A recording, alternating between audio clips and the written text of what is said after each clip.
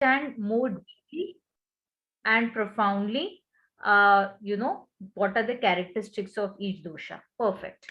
Kirti, what is your takeaway? Uh, Same like when you hear some symptoms, then try to figure out which body part, then what are the characteristics, then how it is going to solve or how to the symptoms. So Perfect, perfect, perfect. So yes, you were in the consultation yesterday, and right, now you remember, now you know that when we ask certain questions, how to think that which of the doshas, right? When you see the characteristic doshas, we can relate that in the patient as well. yeah. Perfect. Andrea, your takeaway? Namaste, everyone. Yes, same as Mary and Kirti. But what I also notice is that there's a commonality with Vata, Pitta, and Kapha of digestion issues. So I gather that Vata, the troublemaker, once there's digestion issues there, it spreads to Pitta and to Kapha. I think I'd learned that in the 100-day course, that Vata is such a troublemaker, So yeah, the commonality is digestion for all three. Okay, so fine.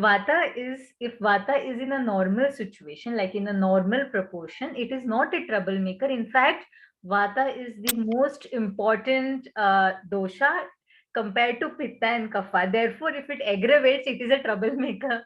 Okay, so Vata, Pitta, and Kapha, they should be in an equilibrium. They should be in proportion, then the body functions smooth. But yes, you are right that it is troublemaker because there are 80 different type of vata diseases. So if vata increases, then definitely it is a troublemaker, and along with vata it takes pitta and kapha with it. So I liked your word troublemaker. Vata is definitely a troublemaker. Okay, fine. Jamie, what is your takeaway? Similar to what the others said, but when I started the 30-day detox and I did I met with Dr. Ranak previously in person here in Syracuse, but then my boyfriend and I both had consultations with him to start the detox, and we have very different symptoms, but we have the same imbalances. So because I was too mental and I had a lot of vata, but he has a lot of vata in a different way. And at first we were confused. How can we both have excess vata, but we have such different symptoms? My symptoms, he's more tired and lazy kind of end, and I'm more mental, can't sleep, insomnia, too many things going on. And so it really brought it all together, how the same systems can be affected very differently depending on the imbalance. And Right. then, once we're done, he said that we should be on the same diet, Pitta Vata diet.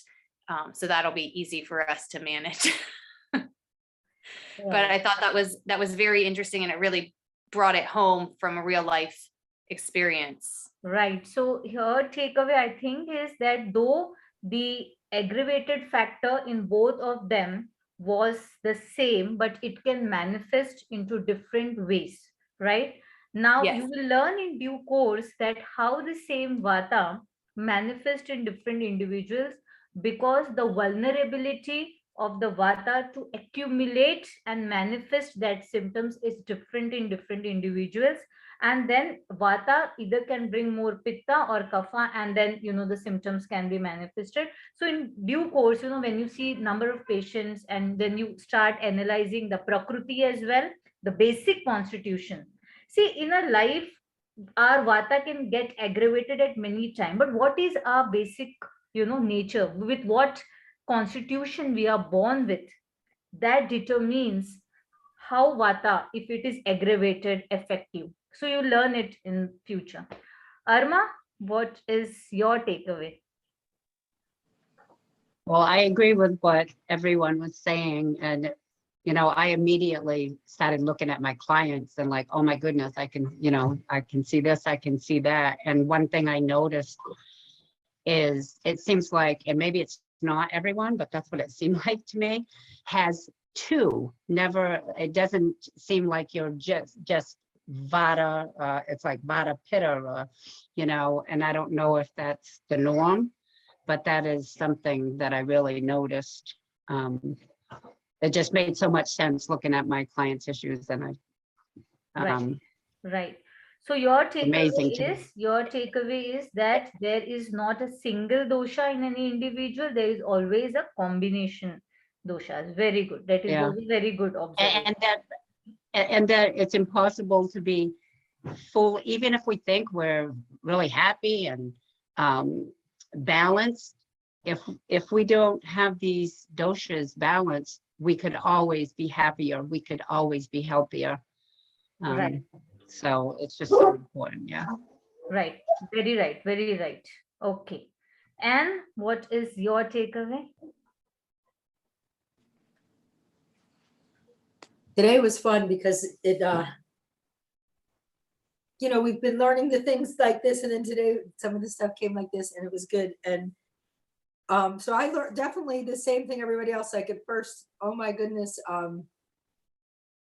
you know, look at all these people that I know, and then oh, Vata, if you go, everything else seems to go to aha. And then, but one thing I love is that the home remedies and the diet, how it's just so easy to be able to bring yourself back in.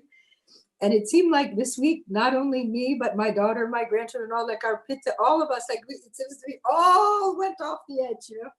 And it was funny because I noticed it in my daughter first. And so I was like, and she was overhearing me actually talk to another client. And so she was like, Mom, I've been eating lots of hot sauce. And I eat it every day at noon. And at 3 o'clock, I want to kill someone. So I was like, okay, Rachel, no more hot sauce. Let's see what happens. And like, and then I also gave her raisin water. And she calmed right down and she made better decisions. And I was surprised at how quick it reeled in. Like I know a lot of times I notice that we say, we're expecting 30% progress or 40% progress. But sometimes there's some little things that change very quickly.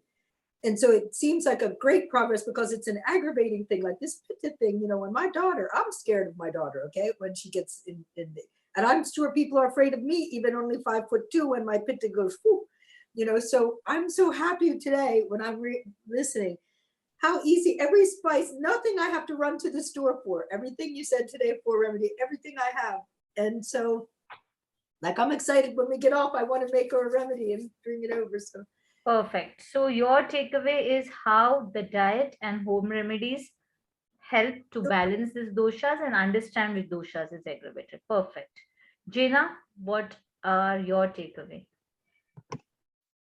The thing that really struck me was when she said, and I think she was talking about Vata, but she was talking about how it affected the intellect or the enthusiasm.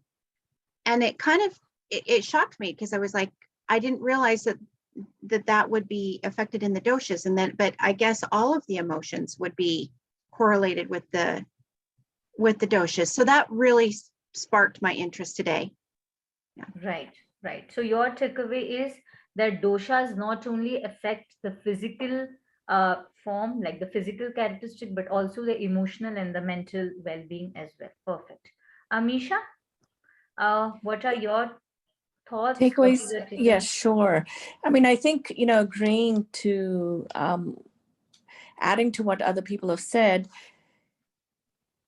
it becomes, you know, very, very clear to me that not only do we have, each of us have a different combination of the three doshas, right? And then how important it is when we are in equilibrium, and when we're not, what are the different characteristics that we manifest? And then there's a whole set of, I'm just thinking down the road with clients or with our own family members, a whole set of, it's like, I would call it an algorithm that you would apply, you know, to address some of these, not only characteristics, but the physical, the mental, the emotional aspects of it. And the beauty of it is that how just doing that healthy me detox begins to get us to equilibrium. Again, it's not something that happens overnight, but it's a one step in the process. It's where we are sharing with folks the building blocks for rebalancing ourselves, rebalancing our constitution. So, right. Yes. So your takeaway is that how the detox procedure, healthy meat detox, and the diet helps in balancing the doshas. Perfect. yeah. That is good. Daniel, what is your takeaway? Daniel, can you hear me? Daniel? Okay, Can you so hear me? yes, we can hear you. Okay. All right. Thank you. I listening to everyone else's comments. I'm kind of lost for words. um, I appreciate taking the elements and looking at all the doshas and the relationship and how they relate to each individual. I like how we also include specific foods to address each person.